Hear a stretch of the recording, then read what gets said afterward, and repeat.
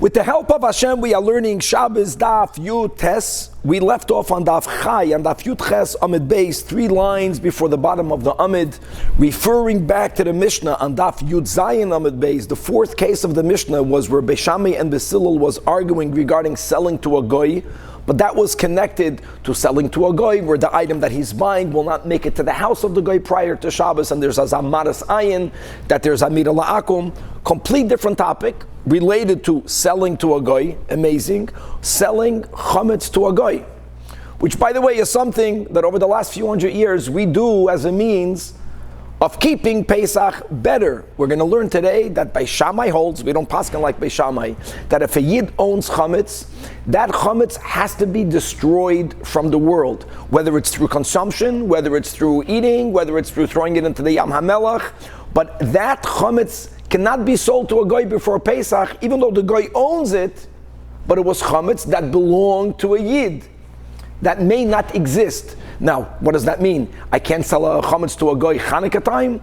We're going to get details, more details in the Gemara, but we're going to have a machlokes Beishamai and Basilil regarding selling to a goy Pesach related. And on Daf Yud Tes, we're going to come back and we're going to Hilchas Shabbos, and we're going to touch upon fantastic Hilchas Pesach Dinim.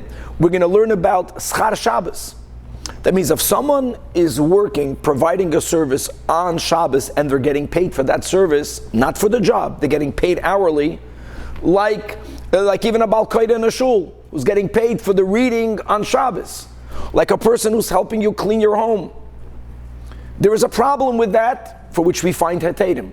The problem is called Schar Shabbos.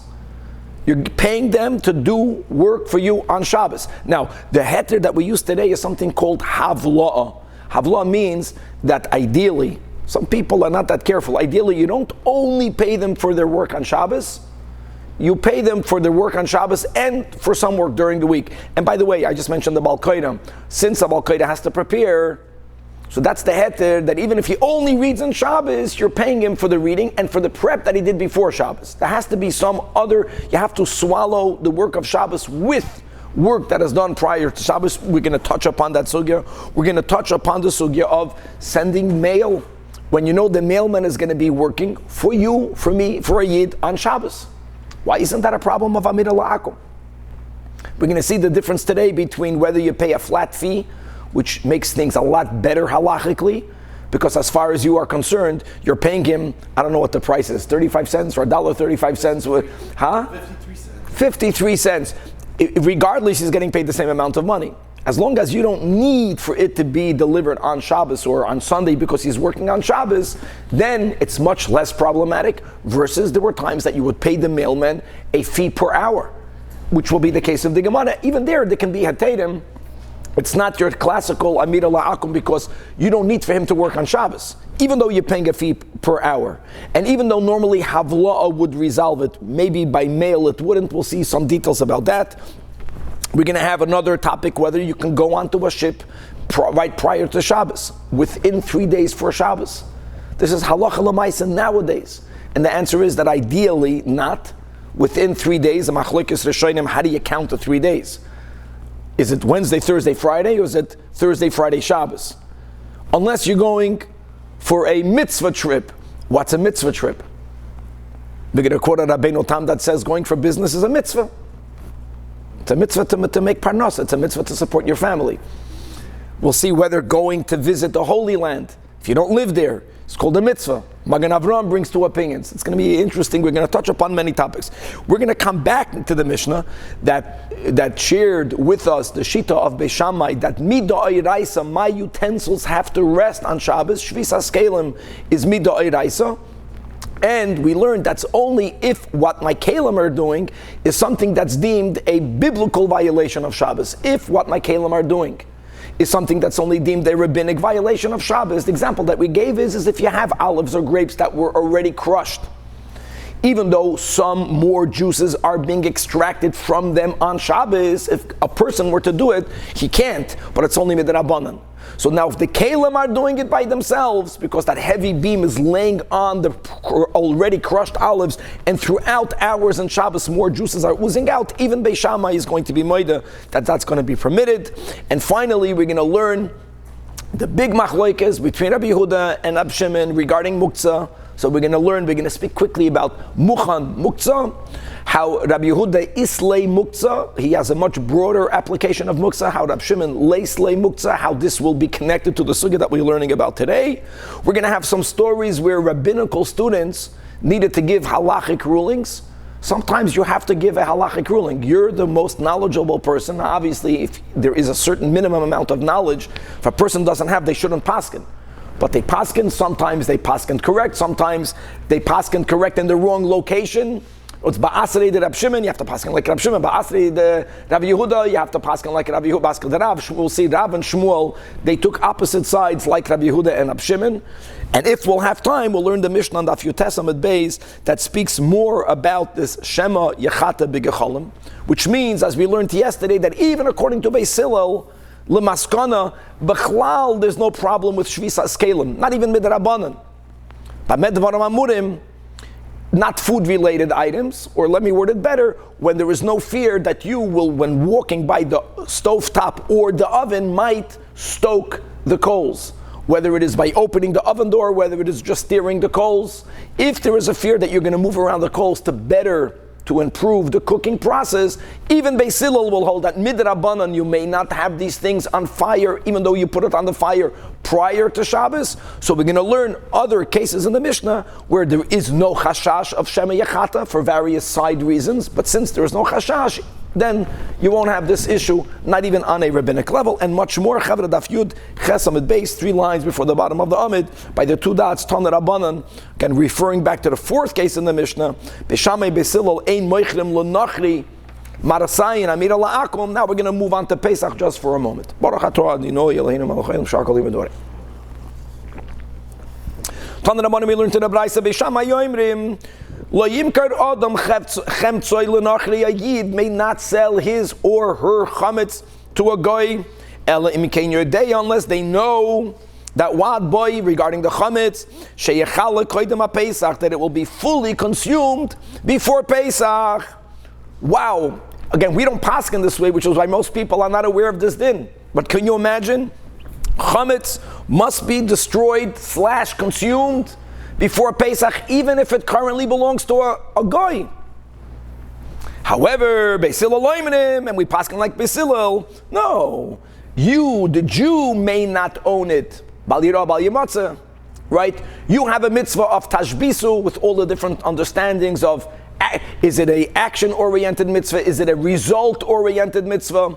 But the issue is owning it during the time that you can't eat it. And therefore you can sell it up until the last moment to a goy. Now Rabbi Yehuda, as the Rishonim will learn, is speaking out a halacha lefi shitas Beis Shammai. Rabbi Yehuda Oimer, Daf Yutes, Okev Anasir, the famous kutach. Kutach is a Babylonian dip that's made out of sour milk and rotten bread and salt. And the Yidden that lived in Maidav and Eretz Yisrael, they found it disgusting, and they would make chayzik of those Babylonians that they eat kutach. But the Babylonians loved it as a dip. Now it also had moldy bread. Point is, it's a dip that's mamish chametz that lasted for a long time. So Rabbi Yehuda says, this is according to Beis Shammai, oy bazoi kutach habavli. This Babylonian kutach, v'chol mine kutach, or any other type of kutach. Point is that it's a dip that lasts for a long time.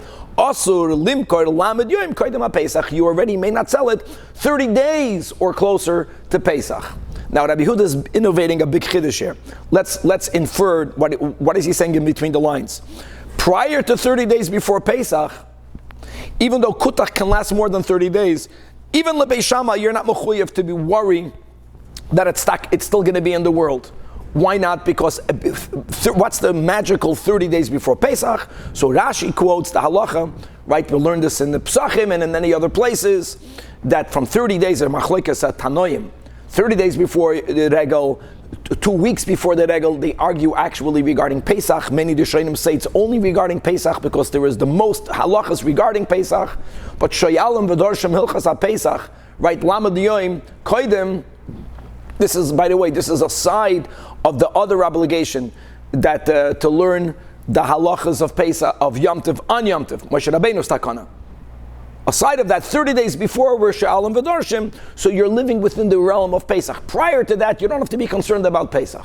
Rabbi Yehuda is limiting the Shita of Beis Shammai, which is a big chiddush, because normally, since we don't paskin like Beis Shammai, but Azoy is. Weiter. How come Beis Hillel is Butcher the Ochlo, and not the time that you have to burn it? Okay, so Shuki just wants to add a very important nuance, and this is something that we'll learn, God willing, soon in Psachim, and that is like this: that Midrabanan, they added an additional hour, where even though during that hour you can't eat it, you cannot eat it, but you can have Hana'ah during that hour. During that hour, correct. So we stop eating it now in the 4th hour, but we are still allowed to burn it in the following hour. So Mechira to a Goy. So Mechira to a Goy has to happen only when we can eat it. That's exactly how we do it. Very good. Okay. Says the Gemara, Tana Rabbanan, 2 lines from the top of the Amid. Guys, we're touching on many topics today. If there is no Haitza'ah issue, we're speaking about a chatzir that has an eruv to the home. Can you feed an animal on Shabbos? The answer is, it depends. If you own the animal, then you are obligated to feed the animal. By the way, not only are you obligated to feed animals that you own, but really we are not allowed to have our own meal prior to feeding our animals. We're not speaking about your animal. We're speaking about stam animals. Animals that I'm not obligated to feed, feeding them on Shabbos is called unnecessary tircha, which is rabbinically prohibited to do on Shabbos, and that's true regarding all animals other than dogs. Even if I don't own the dog, there is an obligation, if you see a dog that's hungry, to feed the dog. And you have a 2-way machlokes here in the Rishonim as to why. So one of them quotes, I'm going quickly ahead on Kuf Nun Hey Amid Beis. We'll get there. So the Gemara writes, Amar Rav Papa, leis da anya mikalba, but leis da atir mechazera. There's no creature that's poorer than the dog. Now, whether we see that today in Los Angeles right prior to Mashiach, I don't know. But a dog is hungry. That's the expression, hungry like a dog. And therefore, since the dog is a hungry creature that doesn't have its food available the way other animals have it available, the way Hashem makes all the food available for all the other creatures, so therefore there's an added obligation on human beings to, you see a dog, to feed a dog, and then you have other Rishonim that go with the Ashita, that this is part of their reward, that when we left Mitzrayim, L'chol b'nei Yisrael, lo yechratz kelav l'shaynoi, Al derech, people have a minig to feed food to the birds on Shabbos Shira, which by the way is a problem because you're not allowed to feed animals on Shabbos, so they put the food prior to Shabbos Shira. That's really the better way of doing it, because they were chirping when we went through the Yam Suf. So the psayin of giving them a schar. So back over here, you are allowed to feed, and not like. Now here's the next point. What happens if the dog takes the food outside into the Rishus Harabim? Now, guys, we're going to learn more details about a malacha called mechamer, which means Kalim machloikis, shvisas kalim or not, but that the Shabbos has to go to my animals for sure. So me loading up an animal, for example, and having the animal do the act of hoitza'ah for me is prohibited. We're learning in our Mishnah this marasayin issue. Maybe the guy is going to carry, you're going to think is carrying for you. One might have thought that at least according to some Tanoim, there'll be a problem. There is no problem. Not levi yatsa, if the animal, the dog, is taking my food from the chatzir and he's taking it out to the Rishus Harabim, I have no problem with that. Ein is karkan, there is no one holds that there's a problem. It's not, maybe someone is going to think that I'm being machamer. You understand that? We are not chayish for that. People understand. I fed the dog, and the dog on the dog's own went and took the food from here and put it over there. I can feed a non-Jew who's hungry. Now, here's that's the whole Nukuda. And Tosfos quotes over here, the top Tosfos, that we are obligated to feed Aniyei Nachrim together with the poor of Yisrael, Mishum Darkei Shalom. So it's also Shayach to Mizoy Noisav Olecha. In other words, the key will be that if there's something that I'm not obligated to do, anything that falls into the category of an unnecessary chore, that's something that is problematic on Shabbos. Imagine if a spouse would know about these dinim better. One spouse will tell the other, I would love to help you, honey, but it's an unnecessary on Shabbos Tardamanish. But you have to know, but this is called, it becomes necessary because there is an obligation, Mishum Darkei Shalom. That's the Chiddush here. And the same thing. And now if the goy is going to take your food outside and carry it, even L'Bei Shammai, we're not chayish. No one is going to say, he's carrying your food for you, Amira La'aku, Marasayin, no chashash. Not L'Bei Yotze, Ein Eskakaloi. So the Gemara wants to understand, aren't these two cases similar? I mean, in other words, there is a mitzvah to feed, this creature. There's a mitzvah to feed a human being, and we're not afraid that if they end up doing an act of hoitzah, no one is going to link it to you. So hasul amali hayno hach answers the Gemara amount of tema. No, the obligation of feeding a dog, you should know, is a real obligation. It's different. When you see an ani, there's like a mitzvah, like there's different levels of obligations. Of course, Chavre, if that person is going to die, you're obligated. We're speaking about he's not going to die. He's hungry. A human being can fend for himself a lot more than a creature. That's the difference. So, Rami Alei. And Vahai Loi Rami Alei. You might have thought that therefore it's going to be either considered an unnecessary chore, or you're going to say, since it's not that necessary, we should take into account there is a certain Maras Ayin aspect. Maybe an observer will think that the non-Jew is carrying the food that belongs to me for me, which may not be done. Kumash Malan, no, that because of Darkei Shalom and because there is enough of a chiyuv, that we cannot take these, so to say, periphery fears, chashashos into account. This ayah says the nochi, not the yid. You mechoyev by yid. Okay, Tan Rabbanan. Lo yaskir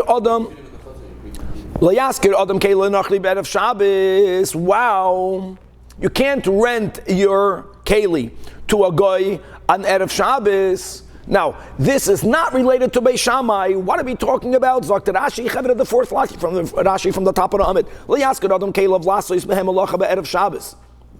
Why? Because the Nira Shemaskira Loi Litzoyrech Shabbos. This, according to many Rishonim, is connected to Schar Shabbos. Many Rishonim have different approaches. We're going to follow one approach. In other words, paying someone to work for you on Shabbos per hour is prohibited rabbinically. It's called Schar Shabbos. Now we're saying that if I'm giving my keli to the goy, even though he's renting it for himself, people don't know that. People might think that the work that he's doing with my keli is being done for me. Now, and on Shabbos. And he's going to be doing it on Shabbos. So Friday, you may not do it. B'dala du behei mutar. That's another nuance chiddush over here. Now, hold on. Why didn't we say havla? Havla means that he's not only doing work on Shabbos. If he's talking working for me, and per hour, but he's working for me on Shabbos and on any other day in the week. So normally that suffices to completely take away this Schar Shabbos issue, not when it comes to a keli. When it comes to a keli, just havla with Friday is not enough. Because many times, Shuki, you rent a keli on Friday, people many times, when do you rent a car? Marshall, you rent a car today because you need it tomorrow. So it's possible there won't be any work on Friday. You rented already prior to that. Now all the Rishonim speak about why didn't you just write behei? Once it's hey mutter, then dalad pshita. Okay, kasha. We'll leave that open. Okay, kayoytze boy. Now we're going me'ingen le'ingen. Now we're going from the concept of Schar Shabbos b'havla to the ingen of having a guy work for you. Ein mishalchin igarois biyad nachri be'erev Shabbos. You may not send a letter to a goyish mailman on Erev Shabbos, but here also, B'dalid, Ubehei, it's going to be permitted. Wow. Now, here is very important to point out the following. If, the Gemara is going to say it soon, if you are paying a flat fee, there's no problem sending mail with the goy on Erev Shabbos, even though probably he's going to work for you on Shabbos because you never asked him to work for you on Shabbos, Aleph. As far as you're concerned, he can deliver the mail a day later.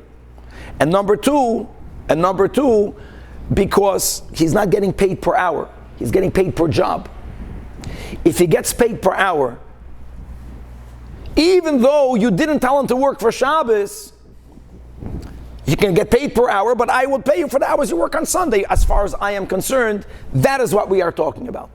Even when you pay per hour, just like we learned this concept of Schar Shabbos, normally it becomes mutter b'havla'a, but you can't do something that looks like Schar Shabbos on Friday because it's like it's right now. Same concept, that even though you're not telling him to work for you on Shabbos, since you're paying per hour, don't give it to him on Friday. Amru olav al Rabbi Yossi HaKohen, v'amri la an Rabbi Yossi HaChasid, that they took it a level more. That they never sent mail with a guy in his locality. You didn't pay a flat fee. You always paid per hour. And therefore, even he would not give it, not only not on Friday, he would not even give it even on Sunday, because he was afraid maybe the guy is going to end up doing the delivering or part of the delivering on Shabbos. You're going to end up paying for the guy for his work that he did for you on Shabbos, even though, again, you didn't ask of him to do it for Shabbos, but he went beyond the letter of the law, and to prevent from that happening, he never sent mail in the mail system. Now, Tana Rabbanan, here we have this nuance, which for us is not a nuance, because here in the United States, the way you pay for mail is a flat fee, which really is the main heter. Where do we find that? So here, Tana Rabbanan, Ein Mishalchem Igeres B'Yad Erev Shabbos, you may not send mail in the hands of a guy in Erev Shabbos, Ela Im Kein Koitzitz Lo Damim. If you stipulate, it's called a flat fee, you say 53 cents. If it's a flat fee, you got no problem. Aleph, I don't want for the goy to work for Shabbos. As far as I'm concerned, he can work Sunday and Monday. And Beis, even when he's working, I'm not paying him per hour. Because when I pay him for that hour, then during that hour he's working for me. That's called Amira La'akum. And again, we're very machmir by Amira La'akum. Beishamai, Fee is only for a goy. For Yid, it's not. For Yid cannot work on Shabbos. Correct. Beishamai Yoimrim. Shammai says that Kadesh Yagia LeBeisoim. No. I don't care about this Erev Shabbos. Erev Shabbos is not enough. Thursday is not enough. You got to send the mail in the hands of a guy when you are certain that if you were to start delivering it right now, he will reach the destination before Shabbos.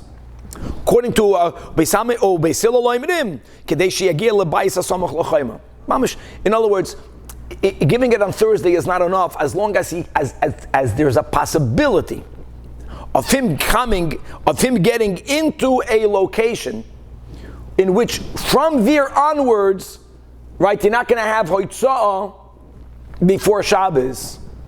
It doesn't have to be to the destination of to whom the letter is being sent, but it has to be, let's say, to the house of the mailman. So it's shaykh for the mailman to bring it to his house. He'll leave it there over Shabbos, and then he'll keep on working. 1 second, asks the Gemara, both Levi Shammai and Basil, didn't we just say that if you stipulate a set fee, you got no limitations? V'haloi kotzatz. So the Gemara says, Anachanami, the machloikis is not in the case of kotzatz. Amar Rav Sheishes hachik amar. If you make a set fee, then there's no problem. You don't need for him to work on Shabbos, and you're giving him a flat fee. But if you're paying him per hour, v'im loy kotzatz, here's where Beis Shammai says, unlike the Tanna Kama that puts one restriction, don't send it Friday. But sending it Thursday is good, no matter what, says B'Shamay Nish. By the way, just to know, the Rishonim say that Lebeshamay, we don't paskin like Beshamay. Even if there's a set fee, you can only send mail if it's going to reach, if it's possible for it to reach its address before Shabbos. The reason why the Gemara says this case is loy katzatz, it's for Beis Hillel. And Beis Hillel loimnim, no. Achi yagia lebayis hasamoch l'chaimam. That if the mailman's house is within a space that from now until it coming to his house and he can stop there, then you're okay. Now guys, all of this if you did not set a fee. If you set a fee, a flat fee, then what were the words in the Mishnah that we had on Daf Yud Zayin Amud Beis? Besilol Matirim im Hashemish. That was his lashon. Then you can send it mamash ahead of Shabbos, right before sunset, right before Lichbenchen. Set fee. I ve'amarta reisha that ein mishalchen, it's mashma that without a set fee you can't send at all. So the Gemara adds another nuance. Like Hashem, if there is no set fee, when do we have this Beishamai and Beisilo? Okay, there's no set fee, but he can get somewhere. That's the Kevia Beidoyar B'masa. Beidoyar today is we call the Mail Central. Distribution center. Just to know that Rashi says Doyar, just to know what it means here in Rashi, it means the mayor. Because the halach yelech of those times is that mail would go to the house of the governor. The governor's house or the mayor's house was the distribution center. So if it can reach the distribution center, right? In other words, what is Beishamai saying? It has to reach the end. If it reaches the house of the mailman before Shabbos, even though if the house of the addressee is much farther from his house, das ist good. Because then the person who you are paying doesn't have to find. The way it worked was you paid the mailman, he didn't have to bring it to your address. He would bring it into the Beis HaDoyer, and the mayor would then go deliver it. However, if there is no distribution center, if it is the way it is nowadays, that the person whom you're paying has to bring it to the final person, that is where we have more restrictions. And here again, the point is that you have to make sure, according to Beishamai, that it's going to reach the person's house before Shabbos. And according to many Rishonim, Beishamai, even if he's getting a flat fee. But let me say the halacha l'maisa, if you pay a flat fee, as long as you don't need for the delivery to happen over Shabbos, then there's no problem.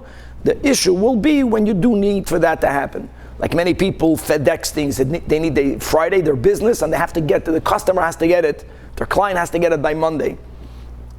So if it only really takes 24 hours, so as far as you're concerned, they can do it on Sunday. The moment you're giving it at a time where you need for it to get to its destination, and the only way it can get there, even with a flat fee, is for them working on Shabbos, that is problematic, real problematic. Weiter. Tan Rabbanan. Other dinim that begin to affect prior to Shabbos. Mafligin basvina, you don't embark on a journey through a sea voyage on a ship. Pachos megimel yamam kaidem l'Shabbos. If you are within 3 days of Shabbos, the machlokes is, does that mean what are the 3 days? Are the 3 days not including Shabbos?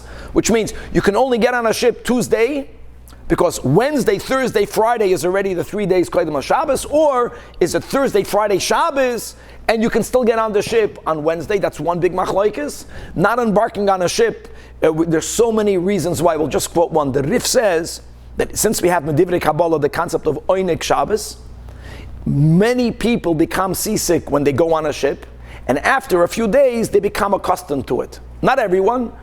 So since there's a mitzvah for me to have Oinik Shabbos, if I'm going to get on the ship within 3 days for Shabbos, I'm probably not going to have a proper Oinik Shabbos.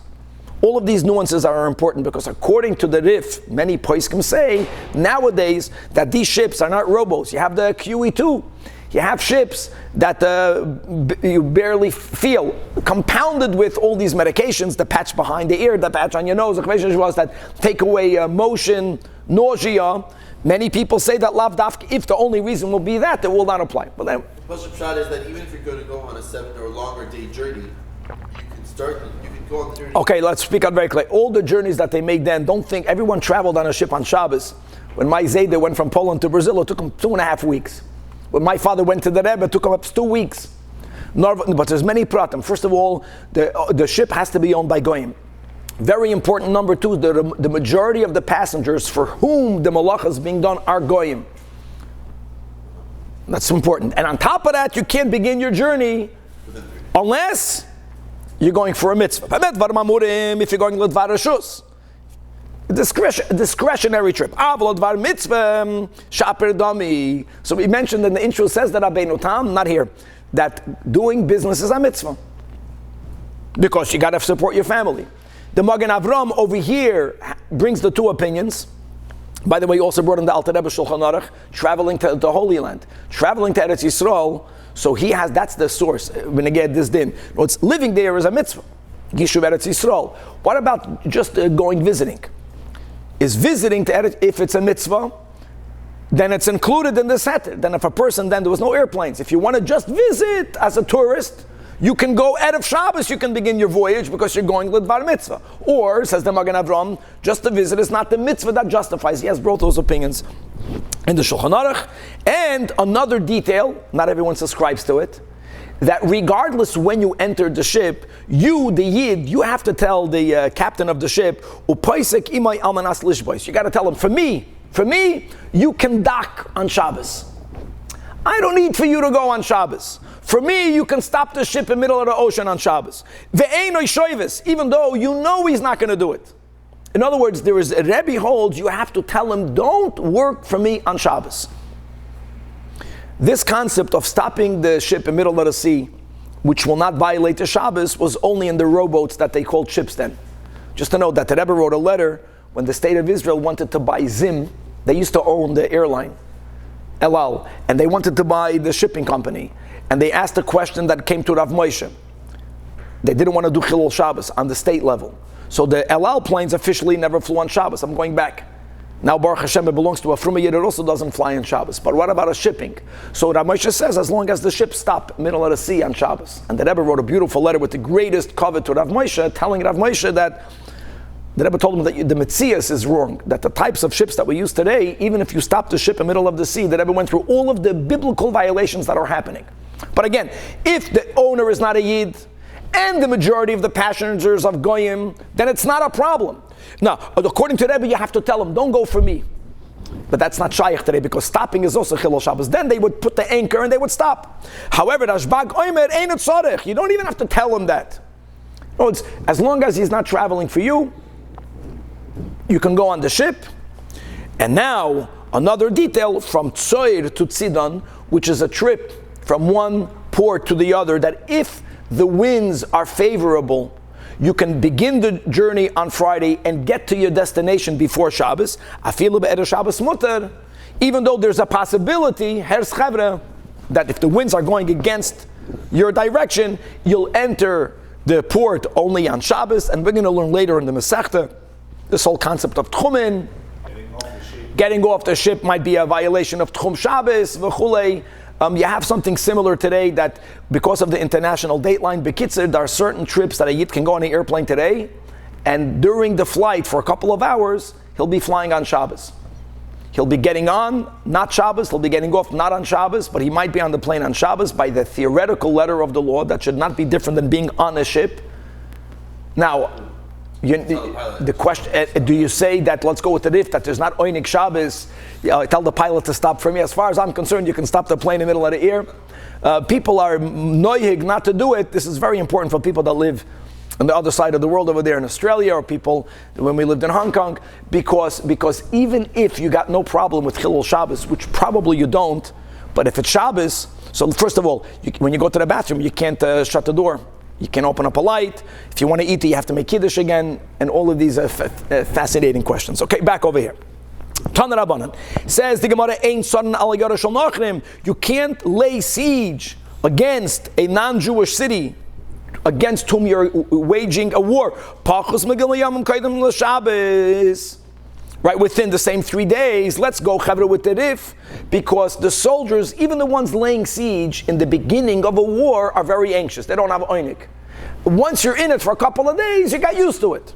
But the imis chilu, once you already laid siege, ein mafsikin, you never open up the siege until you achieve your objectives. And war, the objective of war is to win the war.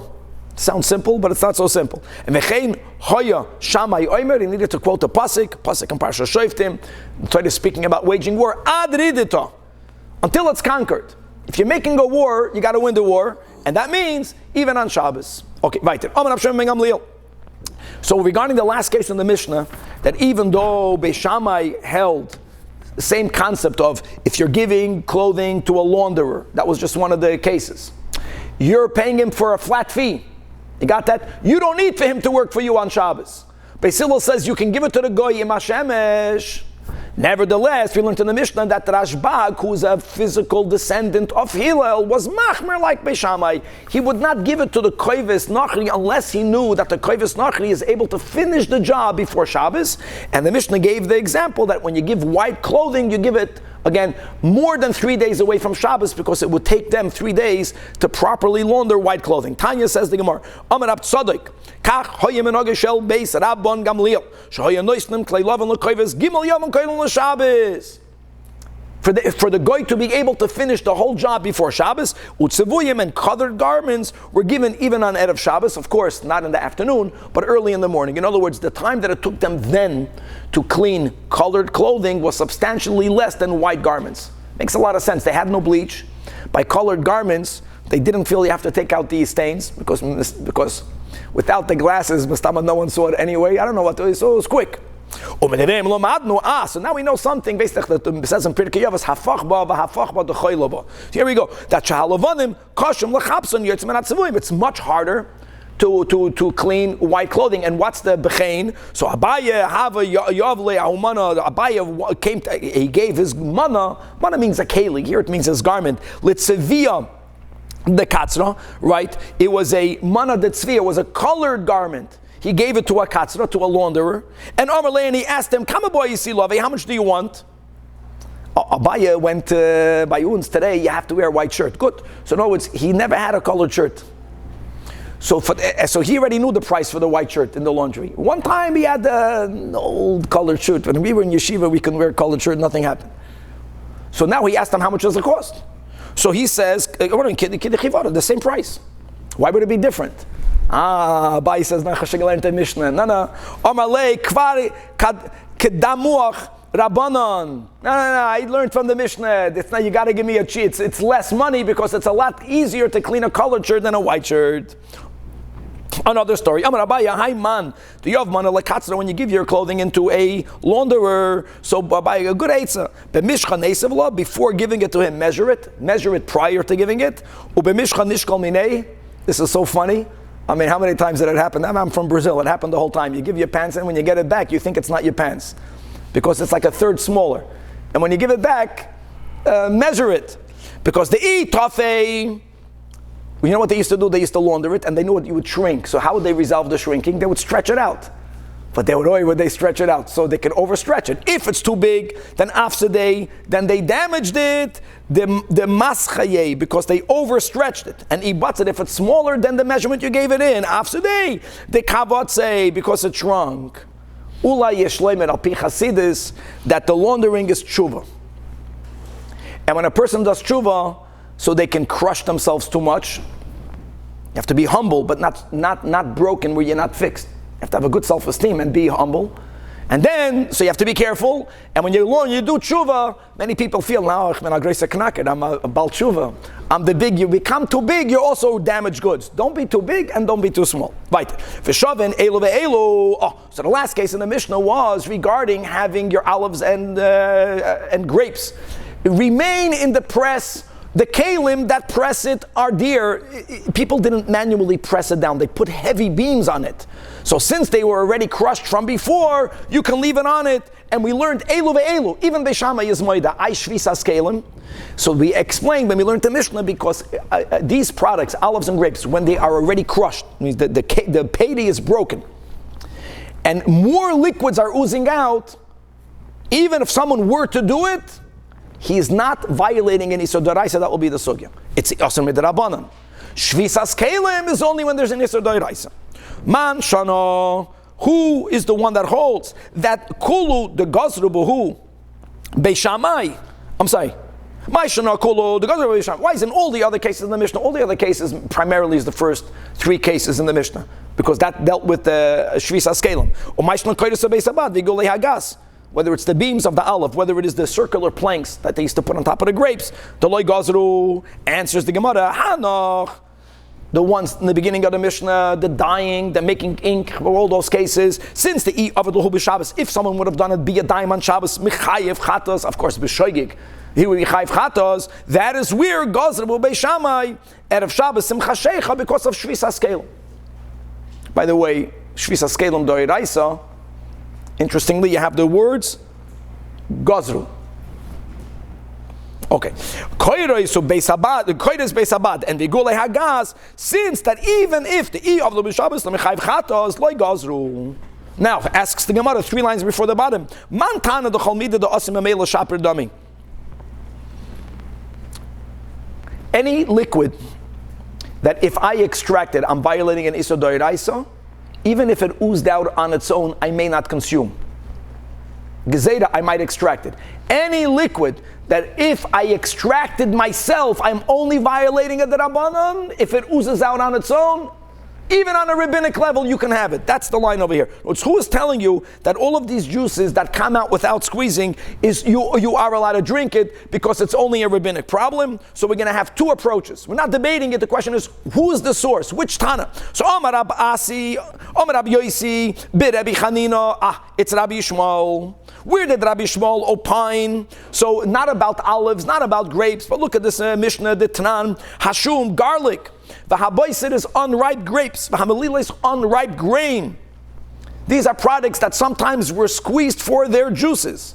If they were already chopped up before Shabbos, that's key. They were already chopped up, as we'll get into more details later. Rabbi Shmuel says, Yigmar mishetachshach. Yigmar means not biyadayim. But if the juices continue to ooze out on their own, no problem. It can ooze out and you can consume it.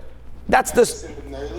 Not considered noilet samach. All of these things are good. I'll tell you right now. It's only because it was crushed prior. That's the key. If it was not crushed, we're going to see whether it's mefarek, whether it's all the noilet is only a rabbinic. It's also d'oraisa, because you're taking out one item from a different type of item. Once it's crushed open, then it's already considered the same. You didn't change the item. We're going to get the words oisius in the Gemara soon. However, Rabbi Akiva Oimer, So you're permitted to have it on Shabbos. So like this, if it oozed out on its own, you can have it on Shabbos. Yes. Yes. If you make a salad and it starts becoming liquidy, that's no problem, obviously. That's something else. Which salad becomes liquidy? Like a Israeli salad, the tomatoes start running. Yeah, because it's all cut, it's becoming liquidy because the products were cut open before. That's the case. And by the way, we paskin like this. Rabbi Akiva, Oimer, you testament base, lo yigmoid, lo yigmoid. Lo yigmoid means that don't even leave it in the press. No, it's don't even leave it in the press because the juices that will ooze out is aser midrabanan. So clear. Now, did they speak about olives and grapes? No, but that's the Rabbi Shmuel. Comes along, the Amoira Rabbi Elazar, guys, Rabbi Elazar, the Amoira is Rapidos. The Tana Rabbi Elazar is Rabbi Elazar ben Shamua. So says the Amoira Rabbi Elazar, no, our Mishnah is following the Tana Rabbi Elazar ben Shamua. Now, the Gemara is going to ask what was wrong with Rabbi Shmuel. We'll see why each one had a problem with the source of the other. Now, what's him? The Tanan. Here we're speaking about another product. Chalois devash. Chalois devash are honeycombs. Now, guys, it's also important that these honeycombs are already riskon. They are already broken open. They are already crushed. Like we learned in our Mishnah by the olives and the grapes. They were already pressed from prior. Be'erev Shabbos, and now v'yatzmu ma'atzmam, now some more honey is oozing out on its own. So the Tanakama of this Mishnah says, asur. Asur is midrabanan. Why? Because you might end up squeezing it. When did the Rabbanan make Gzeira? You don't make Gzeira, ligzeira, because if you'll squeeze it, it's a problem. Midoiraisa. So midrabanan, don't even enjoy that which came out. However, Rabbi Elazar, this is the Tana, Rabbi Elazar ben Shemua, is mater. Same concept. Because squeezing it out, since it's already riskond prior to Shabbos, is only midrabanan. If it's only asr midrabanan, if you do it biyadayim, there's no Gzeira. And likewise, there's no issue with Shvisas Kelim. Now the Gemara wants to understand, Rabbi Yosi, Barab Chanina, why did he not quote this Rabbi Elazar ben Shamua with the honeycombs? Why did he have to go to Rabbi Shmuel? Nothing wrong with Rabbi Shmuel. Why didn't he quote this? Amalach, I'll tell you why. Hasam, honeycomb, and olives and grapes is too different. Over there, meaning in the case of the honeycomb, once they are already crushed, opened, even prior to the honey coming out, it's considered oichel. Guys, stop for a moment. Many of us just learned chagiga now. So don't forget that the word oichel, it's very important when we learn the Torah, doesn't mean the same thing in different contexts. Because in the context of Tum and Tara, actually, the 7 liquids that are machshir foods to become tamei, one of them is bees, honey. It's actually called mashkin with all of the pratim. That mashkin doesn't have to become mukhshir itself. It's not a contradiction. In this context, when we're speaking about extracting one thing from the other, in this context, it's called oichel. No, it's the mikara oichel, ul b'soif oichel. The nekudat semach will be, is that the problem of extracting one thing out of the other, mefarek, is when what's coming out now became a new entity.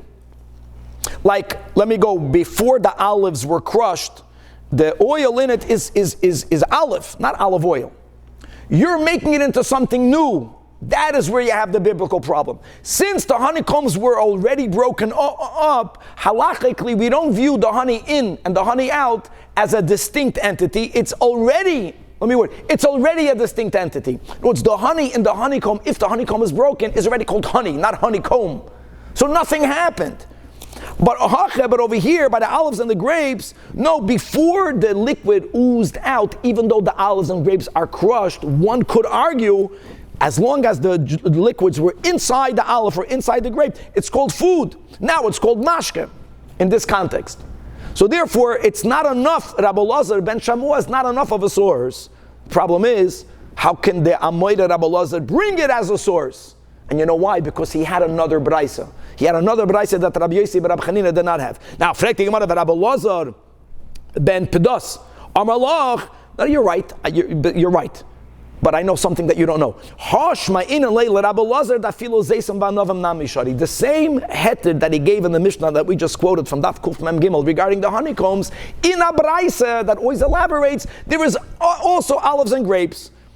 The Ki Asa Rab Oishia from Narada, he didn't just come. He came with Torah. He came with a braisa on the Mishnah we quoted from the honeycombs from Kuf Mem Gimel. That Zeisim va'anovim shidis coming out of Shabbos v'yotzmam atzmam. They're also machloikis. That the Tanakama holds Asurim and Rabbi Lazar and Rab Shimon are matirim. Now you understand. Now Rabbi Lazar, Rabbi Yossi, but Rabbi Chanina, right, the one who said Rabbi Shmuel, he didn't know the braisa.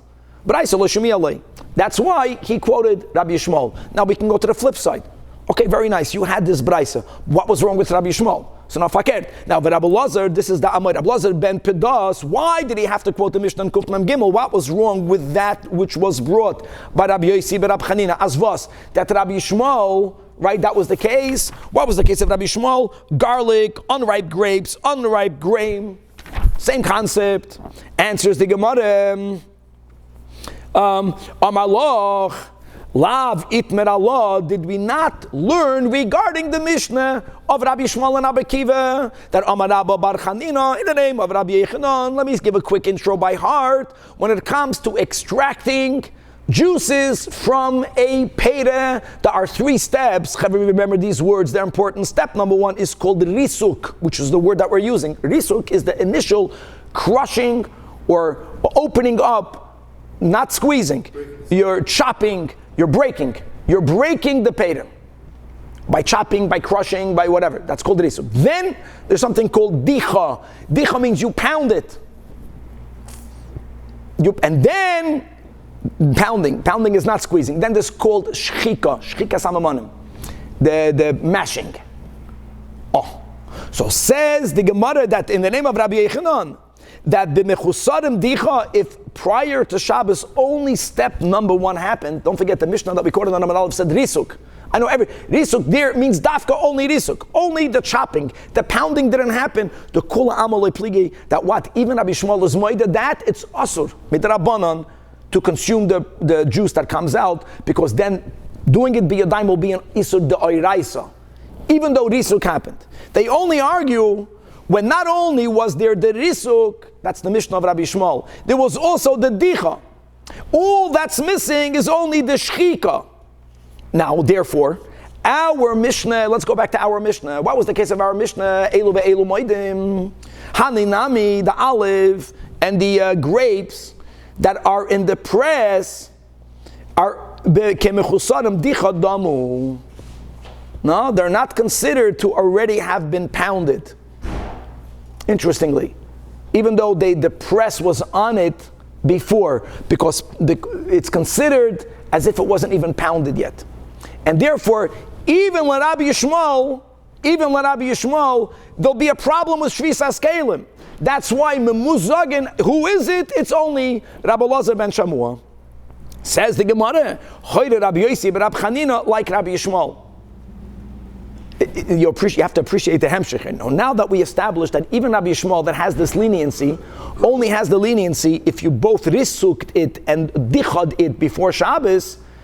Our Mishnah is more lenient. He actually paskin like Rabbi Yishmael, not like Rabbi Akiva, but only like Rabbi Yishmael, meaning when can you consume the juices that ooze out by themselves automatically only if prior to Shabbos, not only was it crushed, it was also pounded.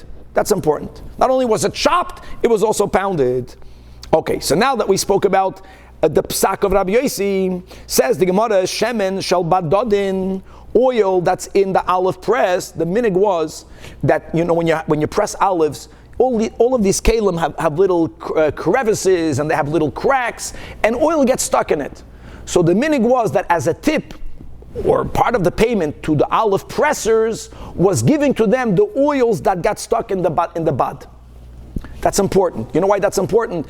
Because anything that's designated for payment for someone else, now we're touching on muktzah, might be called muktzah. Let's just speak quickly about muktzah. There's two sides to everything. Mukhan, which is good, muktzah, which is bad. Mukhan means set aside to be used on Shabbos. Muktzah means it was not set aside to be used for Shabbos. Or it was set aside not to be used for Shabbos. Prepared for Shabbos, now, how much do we need for something to be prepared for Shabbos? That's really the nakoda. Do you need for something to be set aside for Shabbos? If it wasn't actively set aside for Shabbos, then it's automatically muktzah. Like a folding chair was set aside to be sat upon. You can sit on Shabbos. That's called set aside for Shabbos. What about certain items that were not set aside to be used for Shabbos, but they weren't explicitly, mentally set not to be used for Shabbos? In that area, we have a machlokes between Rabbi Yehuda and Rabbi Shimon. And the words are, Rabbi Yehuda islay muktzah. He has the broader application of muktzah. He's a lot more machmir. And Rabbi Shimon bar Yochai, Rabbi Shimon leislay muktzah. Everyone holds of muktzah, but he has a much narrower application of muktzah. This oil of badodin, since it's basically going to be used to pay the olive presser, is considered, or might be considered muktzah. Same thing is the machzolois shel badodin. There were certain mats that they would use during the oil pressing process that would be put on top of the oil. Now, pressing oil is a malacha that can only be done during the week. Can't press it on Shabbos. So the kalim that are used for something that's asur, it's called the keli shemalachtai le'isr. We're going to learn a lot about muktzah later. But here also, depending on how broad or how limited do you apply muktzah, it might or might not be muktzah. And as we will see throughout this Masechta, that Rav paskins like Rabbi Yehuda islay muktzah. Shmuel paskins like Rabbi Shimon. Guys, the Simon, remember Shmuel and Rabbi Shimon. For me, it's very important this. Rav and Shmuel, Amoraim, the first era Amoraim, give continuity, machlokes Rabbi Yehuda and Rabbi Shimon. So therefore, Rav, who paskins like Rabbi Yehuda, in both cases considered the oil and the mats as muktzah, and therefore it's muktzah. You can't move it. Muktzah means you can't move it. Shmuel, who paskins like Rabbi Shimon, in both of these cases, it's not completely, even though the oil normally is left to be paid for the olive presser, did you, dafka, before Shabbos decide not to use it at all? You can take some of this and put something back, no problem. Shari. Zok Gemara, based on that, Hani kerache dezuzei, mats that are used in the covering of ships. Same concept, shleima. In other words, these are mats that are designated for commercial purposes. We don't do commerce on Shabbos. It's very similar to the mats that were put on top of the olives. Memela, Rav, again, who paskins like Rabbi Yehuda Aser, will consider these mats muktzah, and Shmuel Shari. Amar Rav Nachman. Let's go further. Let's move from Shabbos to Yom Tiv. Chevran Yom Tiv, we are allowed to shecht animals. L'tzoyrech Yom Tiv, as we'll learn in Masechtas Beitzah. But what happens if you have an Aze, if you have a goat that was designated for its milk, or if you have a Rachel, if you have a Shepselem that's designated for its hair, okay, not to eat. Or if you have a Tarnagoyles that's not dafke separated for its eggs. Or if you have a toira, if you have an ox, leridia, that's designated for plowing, not for consumption. Or you have tamre, just an example, dates that are designated the iska for commerce, not to eat. No, it's all of these cases. You are the balabas. You can't change your mind and say, I'm hungry now, I'm going to use this ace. You could, is it muktzah or not? This again is the machlokes between Rabbi Yehuda and Rabbi Shimon. And again, Rav, who paskins like Rabbi Yehuda, since this wasn't designated to be used for Asr, Shmuel holds it wasn't explicitly designated not to be used. It wasn't set aside befedish. It was in the area of commerce products, but now, you're going to eat it. What about the ox? Mutter. Same thing, ox. No, read here, you can do plowing is Asr on Yom Tov. Plowing is Asr on Yom Tov, even though on Yom Tov, Hutra, Meleches, Oichel Nefesh, we're going to learn in the beginning of Beit, quotes the Yerushalmi, that's only Milisha Ve'elach. Shouldn't Shmuel hold that if there's an ox that's set aside for plowing, that's mamash set aside, that's muksa? No. It's not enough set aside because dubas tabalabas, it's your animal. It's not the impossible. It's not something unheard of. Dubas, that you decide on Yom Tov. Guys, it's the most common thing. Whoever owns liquor stores in Crown Heights over Simchas Torah, I don't care what they decided before Yom Tov. During Yom Tov, they open up their shops and forget about business. It's not true. When it's even psoichrim, you're still the balabas. Like prior to, I'm not gonna use that on Yom Tov. That's how you feel Friday when you're in the store and you see the dollars from the customers. On Yom Tov, you're in the shul, you change your mind. You can change your mind. Okay. Oh, and all of the above, the komiflegi beplukted Rabbi Yehuda and Rabbi Shimon. Now, Chevra, we're going to have a lot in this Masechta about Rabbi Yehuda and Rabbi Shimon, but I'm happy that at least we introduced it right now. Now, again, the hemshech now will be just like we learned about Rabbi Yossi, but Rabbi Chanina, that paskin like Rabbi Yishmael. Listen to these stories. Number one, Hahu Talmida, there was a Talmud that normally wouldn't have paskin, but he needed to paskin in this case. The Oide is from Hoira. He gave up psak din in the place, in the neighborhood called Charto da Arges. He paskind like Rab Shimon. In one of the above cases, there was an item that, is it muktzah or not? That depends on Rabbi Yehuda and Rab Shimon. He paskind leniently. And you know what the irony was? Rav Hamnuna was so upset at this Talmud, he put him into a chedim. You know what the problem is? Rav Hamnuna himself paskins like Rab Shimon. You know, Rab Shimon, all of these machlokes, and we'll explain it later, has to do with the fact that Rab Shimon is connected to Pnimiyas HaTorah, and the deeper you go, actually, the more your kavanah is important, and the more your kavanah is important, unless you were mamish maktzia it not to be used, it's not considered muksa. Rav Hamnuna, just to know, Hamnuna is Nuna Yama. Rav Hamnuna is also a name that should be given to someone that's connected to the Pnimiyas of everything. There's a story that the Alter Rebbe wanted to name the Mittler Rebbe Hamnuna, because his neshama came from Alma Diskasya like the neshama of Rav Hamnuna. They're very much connected. Now Rav Hamnuna paskins like Rab Shimon. They're both connected to the hidden world, to the inner world. So how can he put him into chedim? V'hake Rab Shimon sviralei. So the Gemara says, yeah, Rav Hamnuna paskin like Rab Shimon, but you have to know where the psak din was given. This happened in the city called Charto da Arges. See, that's the key. Charto da Arges was in the region where Rav was the Rav, va'asrei de Rav have, and therefore lo yiboy leila me'evad hacha. Now, guys, we all know about not paskining, moed halacha b'fnei rabbi. We also know, even today with the ganze technology, that on Shabbos, when we don't use technology, we are shemrei Shabbos. Sometimes you have to paskin. During the week, it's easy. You have a doubt. So, he didn't do anything wrong by paskining, and he knew the halacha. His mistake was locality. That in this location, you can't paskin like Rab Shimon, because this belonged to the area where Rav was considered. That's very important. Where are you? So, can you use the Eruv in that neighborhood? Sometimes you got to ask the Rabbanim of that neighborhood. It's important to do that. Now, another story. Hana Trei Talmidim. There are two Talmidim. And again, look what Bekitzer. We're going to have all the sugya later. Rashi quotes from the Kuf. Where is it going to be? It's going to be in Kuf Chaf. It's really going to be in Kuf Yud Zayin, Kuf Yud Ches. Guys, Bekitzer, if a fire is burning on Shabbos, if there's a pikuach nefesh aspect, you have to put the fire out. Nowadays that we live in urban cities, there's a lot more pikuach nefesh. In those days, they lived out in the open fields. If someone's house burnt down, in many cases, it would not spread to the neighbor. There was no neighbors. There was no trees right around it. If you knew that no life is at risk, you cannot put the fire out on Shabbos. Aleph. Base, theoretically, you can save everything from your house if you're not doing hoitzah. So if you have a chutzner that has an eruv with the house, we'll learn about a lot about this in Shabbos. So then an eruvin, then theoretically you should not have a problem. Came along Chazal, we'll learn this later in the Masechta, and they said that if a person would be allowed to save all of their items indiscriminately, they're going to get someone to the mode of saving that they might end up putting out the fire. So interestingly, they understood the way we think. They limited how much we can save. So even while we're saving, we're very Shabbos conscious.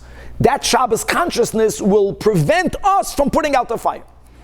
How much food can be saved? So there was a steed in two Mishnahs. And one Mishnah says food for 3 meals. That's the Nakud. Another Mishnah says up until 4 or 5 boxes of food. So which one is which? So there are 2 Amoraim, each one gave another approach. I just want to read it inside. So this again happened on Shabbos. They were paskening because a fire was burning. The people wanted to save food. How much food can they save? So one of these 2 Talmidim allowed for food to be saved in 1 utensil. The other one allowed for you to take 4 or 5 utensils out to save it. The Gemara later is going to ask again 4 and 5. You say 4, say 5. If you can do 5, you can do 4. Okay. And why did they come to different Piskei Dinim? Because they learned the Sugya properly on Daf Kuf Yud Zayin, Kuf Yud Ches, Kuf Chav, and one of them understood Paskin like Rabba Bar Zavda, and the other one Paskin like Rav Huna. Just Rav Huna says like this, that if you have separate containers, then you can only save one container. And if this one container has food for 1,000 meals, I don't care. If you have different containers, then the max is for 3 meals. The max is for 3. According to that Shita, he allowed to save with 1 mana. The other Amoira, Rabba Bar Zavda held that even if you have separate containers, it depends where you're taking it into. If you're taking it to the immediate chutzner, you can save 4 or 5. If you're going to take it to the adjoining chutzner, even though you made an 8 of chatzeres, that is where you can only take out 1. But in the immediate chutzner, you can take it 4 or 5 containers. So the one who paskin like Rabba Bar Zavda allowed to take out 4 or 5 containers. The one that paskin like Rav Huna, and again, this is just Talmidim. They are not the authorities. They needed to give up Psak-Din. They learned the Sugya. Here we're not criticizing them, but each one learned the Sugya differently. So they came in the same, imagine you're living in the same compound. At the same time, 2 fire in house A, fire in house B. You ask the different Talmud, you can save 1 box and you can save 4 or 5 boxes. It depends which Rav you ask, and don't go Rav shopping. That's the bottom. Once, the point, I think the message was that one person can say, oh, the other Talmud, Yeshiva, he knows, he says you can save 4 or 5. If the Rav told me 1, you got to stick to the 1.